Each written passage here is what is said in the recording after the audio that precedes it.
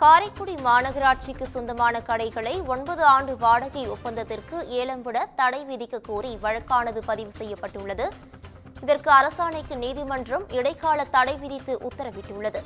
இதுகுறித்தான கூடுதல் விவரங்களை வழங்குவதற்காக எமது செய்தியாளர் கிருஷ்ணமூர்த்தி இணைப்பில் இணைகிறார். கிருஷ்ணமூர்த்தி, வணக்கம். இதுகுறித்தான கூடுதல் விவரங்கள் என்ன?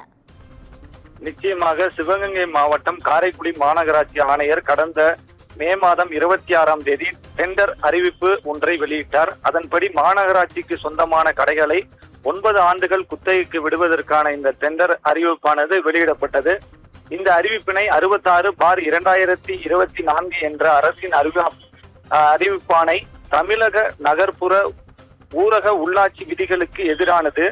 3 ஆண்டுகளுக்கு மட்டுமே அரசுக்கு சொந்தமான இடம் அல்லது கட்டிடத்தை குத்தகைக்கு வழங்க வேண்டும். பல்வேறு ஏழை வியாபாரிகள் தங்கள் தொழிலை நடத்த வாடகை கடைகளை தேடி வரும் சூழலில் நகராட்சிக்கு சொந்தமான கடைகளை 9 ஆண்டுகள் குத்தகைக்கு விடுவதற்கு ஏற்கத்தக்க அல்ல. ஏற்கனவே இவர்களுக்கு கடைக்கான உரிமம் நீட்டித்து தருவது சட்டவிரோதம். இது தொடர்பான அதிகாரிகளிடம் மனு அளித்தும் எந்த நடவடிக்கையும் இல்லை. ஆகவே மாநகராட்சிக்கு சொந்தமான கடைகளை 9 ஆண்டுகள் குத்தகைக்கு விடுவது தொடர்பான பிறப்பிக்கப்பட்ட அரசாணை சட்டவிரோதமானது என அறிவித்து ரத்து செய்வதோடு அதன் அடிப்படையில் ஏற்கனவே உள்ள கடைகளின் உரிமத்தை புதுப்பிக்க இடைக்கால தடை விதிக்க உத்தரவிட வேண்டும் என கோரியிருந்தார்.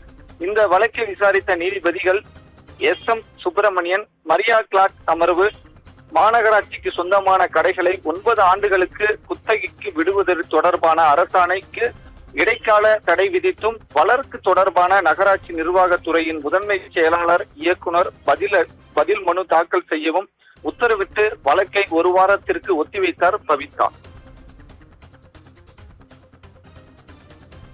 கூடுதல் விவரங்களுக்கு நன்றி கிருஷ்ணமூர்த்தி.